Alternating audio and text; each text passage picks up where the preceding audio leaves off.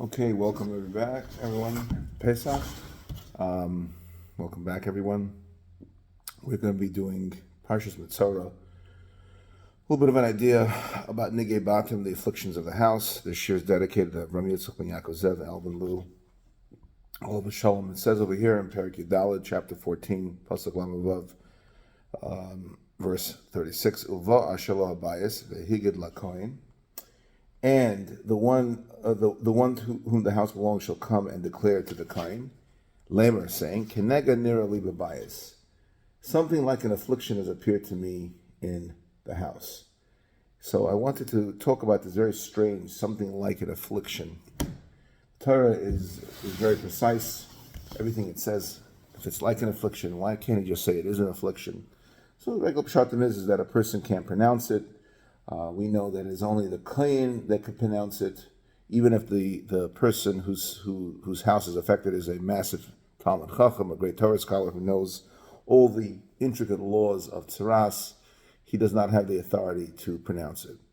But I really wanted to talk about this more, not in a pshat, in a vein, but I wanted to talk about in drush, a little bit of a homily, just trying to understand the musar, the ethical aspects over here.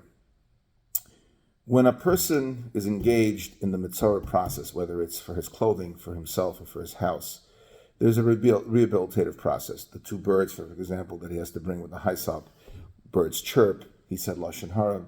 So we're all involved with this whole lesson to be learned. So what's the lesson to be learned about Kenega Nira Li? When a person says Lashon Hara, when a person slanders, part of what he's doing is that he's looking at a person's actions and he's judging him without giving him the benefit of the doubt. So because he judged him and he didn't give the person the benefit of the doubt, therefore, that led him or her to speak Lashon Hara. So the Torah here is teaching us the correct language that a person has to employ in order to avoid saying Lashon Hara. Kenega nira li. It appears something like a nega, an affliction is in my house. Don't be conclusive.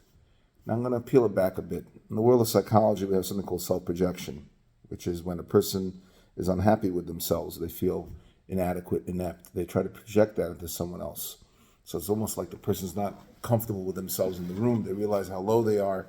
They are the 800-pound gorilla in the room, and they don't want to be in the room with themselves. So instead of dealing with the problem, speaking to people, learning about how to fix the problem, they project it onto others. Chazal tell us this is the concept of kol ha-posel b'mumot posel. Anybody that invalidates because he himself has that same invalidation. So if we retrain the person and we teach them, love yourself, realize that yes, you have deficiencies, but you could rise up, pick up your self-esteem. Therefore, you're going to judge yourself favorably.